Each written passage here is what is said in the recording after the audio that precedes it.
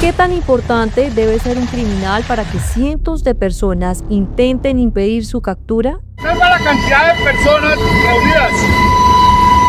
Eso fue exactamente lo que ocurrió en las selvas de la Macarena Meta. Mientras tropas del ejército, la policía, la fiscalía y la Fuerza Aeroespacial ejecutaban operaciones contra uno de los hombres más importantes de las disidencias de las FARC, algo inesperado ocurrió. Más de 600 personas rodearon el dispositivo de seguridad.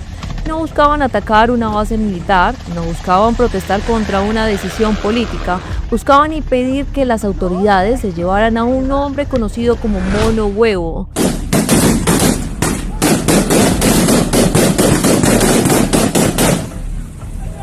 Un personaje que durante años habría manejado parte de las finanzas de una de las estructuras criminales más poderosas del país.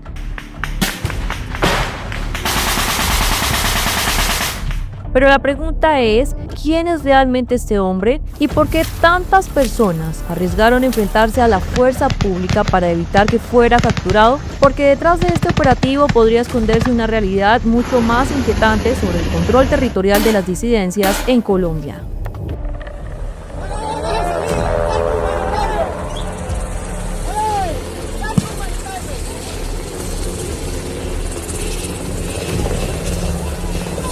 Vea.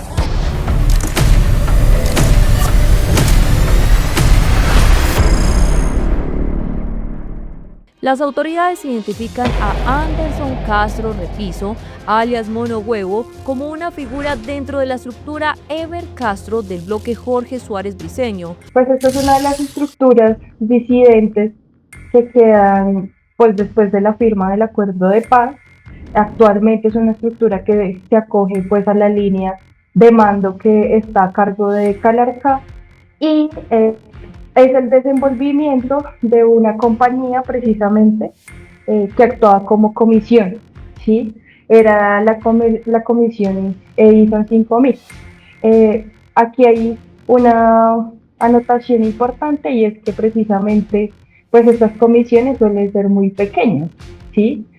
Y pues con el proceso, digamos, con las dinámicas de expansión, pues ha logrado, digamos, estructurarse como ya una subestructura como es la de Evercastro, que estaba relacionado, pues digamos, con su círculo pues, de actividades, está relacionado principalmente con temas de extorsión, con temas precisamente de regulación en torno a la minería, legal e ilegal, también relacionada pues con control a ganaderos, todo el tema de vacunaciones y pues también sobre todo como en relación a poder cooptar o poder hacer presión especialmente frente pues a comunidades que en este caso esta estructura pues tiene un control y una presencia permanente y sostenida sobre todo en esta región del Meta, especialmente en la Macarena. Pero aquí aparece un detalle que pocos están analizando. No era solo un hombre de armas, era un hombre del dinero. Y en las organizaciones criminales, quien controla el dinero muchas veces tiene más poder que quien dispara. Según las investigaciones, durante cerca de 8 años habría escalado posiciones dentro de las disidencias. Pasó de integrar redes de apoyo clandestinas a convertirse en una de las piezas estratégicas para garantizar recursos, logística y operaciones. Las autoridades lo señalan de coordinar extorsiones a comerciantes y ganaderos, de ejercer presión sobre comunidades rurales, de fortalecer el aparato criminal mediante el uso de drones y participar en la planeación de ataques con explosivos improvisados. Las investigaciones apuntan a que su influencia iba más allá de las armas. Su verdadero poder habría estado en la capacidad de administrar recursos y mantener funcionando la maquinaria económica de la organización, porque sin dinero no hay guerra.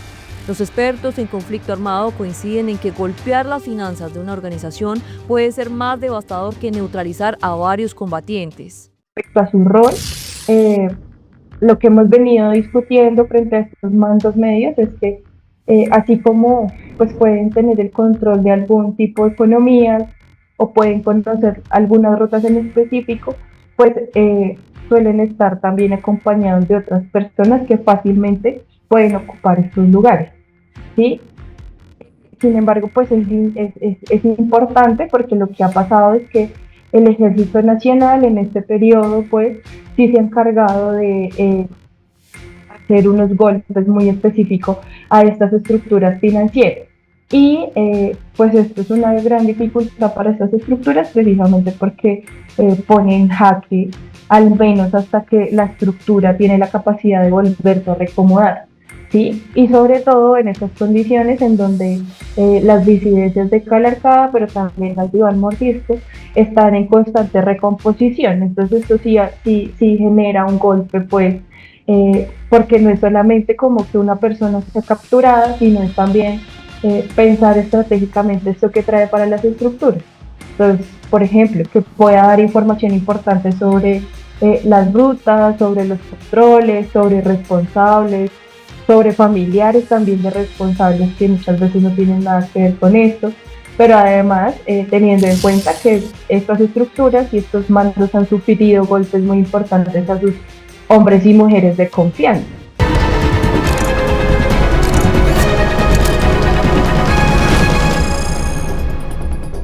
Pero la captura de Mono Huevo abrió otro debate, las azonadas. Este fenómeno en el que comunidades o grupos de personas intentan impedir procedimientos judiciales o militares. Durante los últimos años, Colombia ha registrado múltiples casos en regiones donde operan grupos armados ilegales. Lo preocupante para las autoridades es que estas acciones suelen convertirse en una herramienta para proteger economías criminales y preservar corredores estratégicos.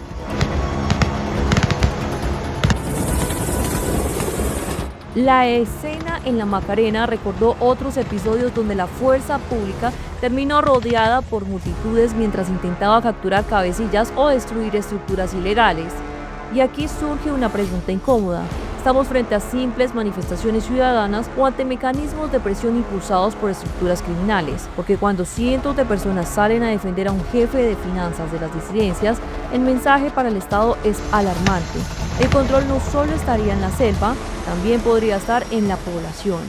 Respecto a este caso y frente también a otras, entre comillas, sazonadas que se han pues reportado, es importante resaltar primero que cuando suelen haber estas actividades por parte de la población civil, más allá de estar protegiendo alguna estructura o algún integrante de los grupos armados, o la ruta de operación de las comunidades es poder revisar y hacer el chequeo humanitario de cuál es la persona a la que que se están llevando, ¿sí? Y esto precisamente pues tiene como dos variantes. En primer lugar, una que tiene que ver con la retórica o con la narrativa que pues realiza el ejército, en donde dice que son colaboradores, que la población civil es colaboradora de estas estructuras, y otra respecto a un tipo de accionar frente a la protección de derechos humanos que han creado las comunidades. ¿Esto qué quiere decir?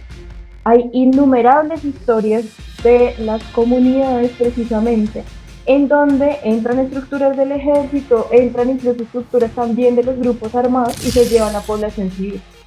Entonces lo que ellos hacen es precisamente unos círculos humanitarios para hacer el respectivo conocimiento pues de cuál es la persona a la que se están llevando, en qué condiciones se las llevan, porque recordemos, lastimosamente hay una larga historia de desapariciones y ejecuciones extrajudiciales, ¿sí? Y las comunidades han creado precisamente estas rutas para hacer la verificación precisamente de las personas que se están llevando.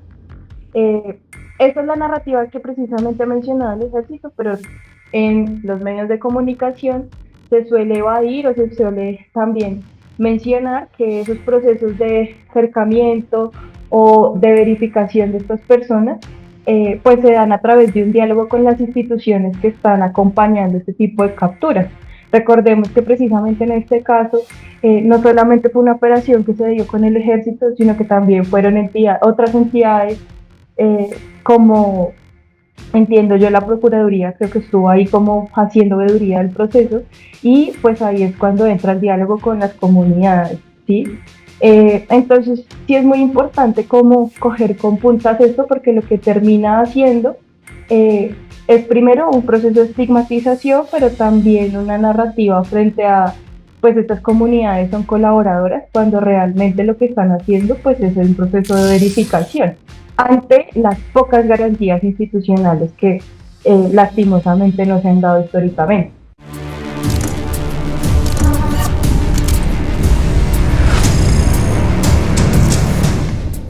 ¿Quién reemplazará a Mono Huevo? Históricamente, las disidencias han demostrado una enorme capacidad para sustituir mandos capturados o abatidos. Sin embargo, encontrar un reemplazo para un operador financiero no siempre es sencillo.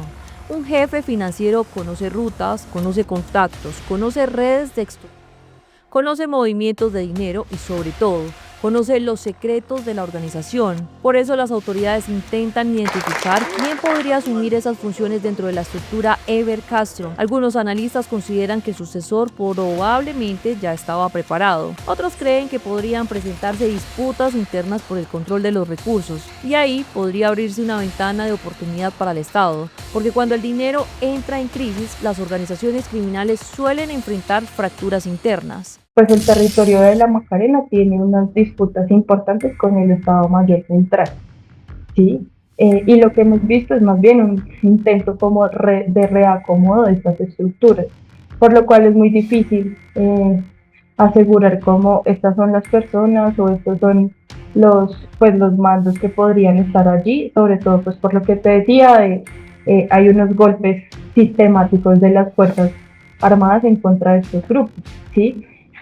Y lo que hemos visto es como que precisamente pues hay un montón de disputas que no nos permiten ver a ciencia cierta como cuáles son estas figuras. El rastro de Anderson Castro es muy difícil seguir porque pues lo que estamos viendo es que estas personas ni siquiera tienen un historial antes del acuerdo de paz, que era como lo que uno podía decir, no, estuvieron en tal lado, estuvieron en tal otro, no, sino que son figuras emergentes que vienen también de espacios de la criminalidad y no digamos como de lo que son las guerrillas antiguas. La captura de Mono Huevo no es solamente la historia de un hombre, es la historia de una lucha por el control de territorios completos. Es la historia de una organización que sigue demostrando capacidad de influencia y es también la evidencia de que la guerra contra las economías ilegales está lejos de terminar. Mientras las autoridades celebran un golpe contra las finanzas de las disidencias de Calarcá, alguien probablemente ya está ocupando el lugar de Mono Huevo. Ahorita precisamente nos encontramos pues en un escenario muy complicado a lo que se viene pues en términos de estos nuevos cuatro años de nuevo gobierno y precisamente el estado de las disidencias en este momento van a ser un gran reto para el nuevo gobierno, ¿sí? Y esto implica precisamente que no se ha hecho una lectura clara sobre cómo hacerle frente a estas estructuras. Nos hemos dado cuenta que precisamente el mecanismo de los bombardeos sí genera unos daños, pero no tiene la capacidad de desmantelar, ¿sí? Y en estos momentos lo más acercado a un escenario de pacificación de los territorios sigue siendo los escenarios de negociación, como lo vemos con la Coordinadora Nacional del Ejército Bolivariano. Y si no hay un escenario de negociación va a ser muy complicado precisamente que estas estructuras se puedan desmantelar, sobre todo y teniendo presente que pues operan de forma muy diferente, ¿sí? Decir que hay un dron en la Macarena no nos da cuenta de la presencia territorial de estas estructuras y no nos ubica precisamente tampoco una tropa grande de las disidencias ni de Calarcá ni de Iván Mordisco, y esto es uno de los elementos que se tiene que tener presentes, porque sin negociación lo que pues va a haber también es una confrontación latente en la cual nuevamente van a quedar las comunidades en medio. La captura de Mono Huevo representa un golpe contra las disidencias de las FARC, pero también revela una radiografía de la lucha de poder que se emerge en varios territorios del país. La pregunta es, ¿quién tiene el control total en algunas regiones del país? ¿El Estado o algunas estructuras armadas ilegales? Déjanos tu opinión en los comentarios, suscríbete si quieres más contenido como este y no olvides seguirnos. Nos vemos en el próximo episodio.